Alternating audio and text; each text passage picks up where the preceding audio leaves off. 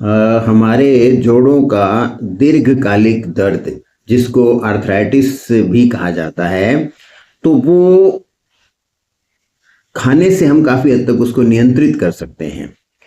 तो उसमें एक तो आपको जो सैचुरेटेड फैट होती है, ऐसी चर्बी जो रूम टेम्परेचर पर जम जाती है, जैसे घी है आपका या वेजिटेबल ऑयल है, तो इनकी मात्रा आप टोटल जो कैलोरी रिक्वायरमेंट है उसका 10% के अंदर ही रखें, उससे ज़्यादा इसका उपयोग नहीं करना चाहिए।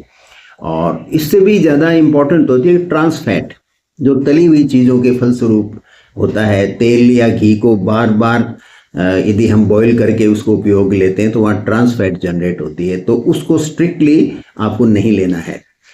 इसके अलावा ओमेगा 6 फैटी एसिड्स, जो कुकीज़ हैं, क्रैकर्स हैं, आपके फास्ट फूड हैं, आपके फ्राइड फूड हैं, उनमें बनता है, तो उनको आपको नियंत्रित रखना पड़ेगा। बहुत थोड़ी मात्रा में कभी कभी ले सकते हैं, अदरवाइज मत लें।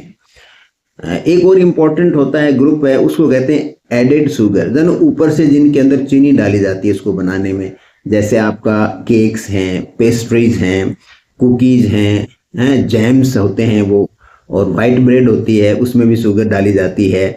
इसके अलावा जितने भी सॉफ्ट ड्रिंक्स हैं, और बहुत ज़्यादा मात्रा में यदि आप फ्रूट जूस लेते हो, चाहे बाज़ार के हों और चाहे घर के हों, इसके अलावा बियर है, केचप है, और बारबेक्यू के अंदर जो सॉस यूज़ करते हैं, तो उन सब में एडेड शुगर होती है।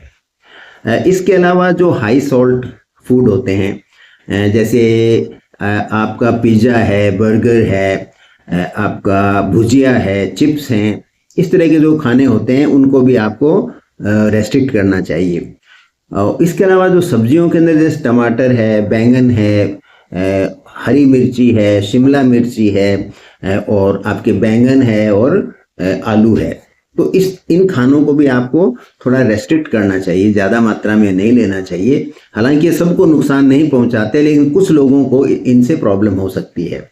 इसके अलावा जिनमें प्योरिन नाम का एक सब्सटेंस होता है, उस भोजन को आपको अवॉइड करना चाहिए। तो इनमें आते हैं जैसे आपके मेनली तो बियर आती है एक इसके अलावा ऑर्गन मीट है, जैसे लीवर है, किडनीज है, वो जो मीट है वो दिक्कत देते हैं।